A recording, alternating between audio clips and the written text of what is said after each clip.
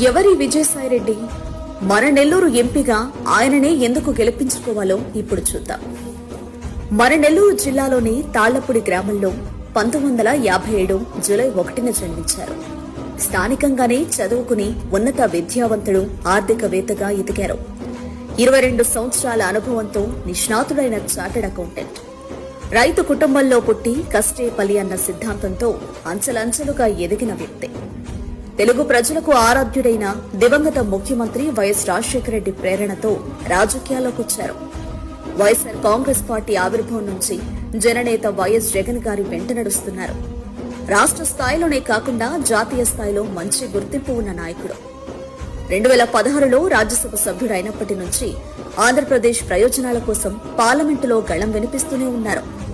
కేంద్ర ప్రభుత్వం తీసుకువచ్చే ఎటువంటి బిల్లులలోనైనా లోపాలు ఎత్తి చూపి విశ్లేషించగల గొప్ప జ్ఞానం ఉన్న వ్యక్తి. రైతులు, యువత, మహిళలు, ఎస్సీలు, ఎస్టీలు, బీసీల హక్కుల కోసం నినదించారు.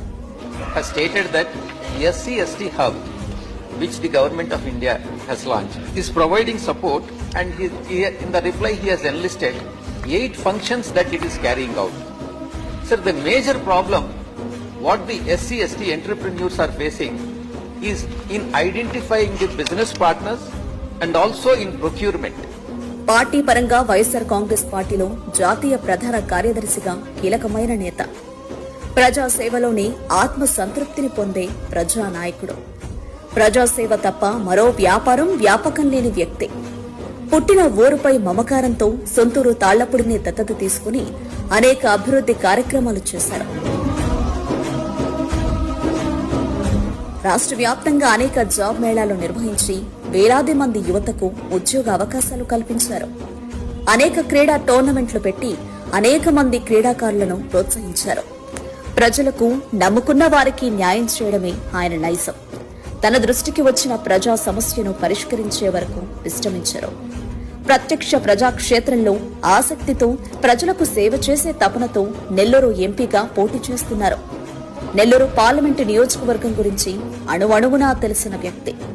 అందుకే ప్రతి ప్రాంతాన్ని సమగ్రంగా అభివృద్ది చేసేందుకు 100% కమిట్మెంట్తో మేనిఫెస్టోను రూపొందించారు. వ్యవసాయం, పారిశ్రామిక అభివృద్ది, మౌలిక సదుపాయాలు, మహిళా సాధికారత, యువత సాధికారత వంటి అంశాలలో స్పష్టమైన విజన్తో అభివృద్దికి 100% కమిట్మెంట్ ఇస్తున్నారు. ఒక పార్లమెంటు నియోజకవర్గ అభివృద్దికి ఇలా 100% కమిట్మెంట్ ఇచ్చిన నాయకుడు ఇంకెవరూ లేరు.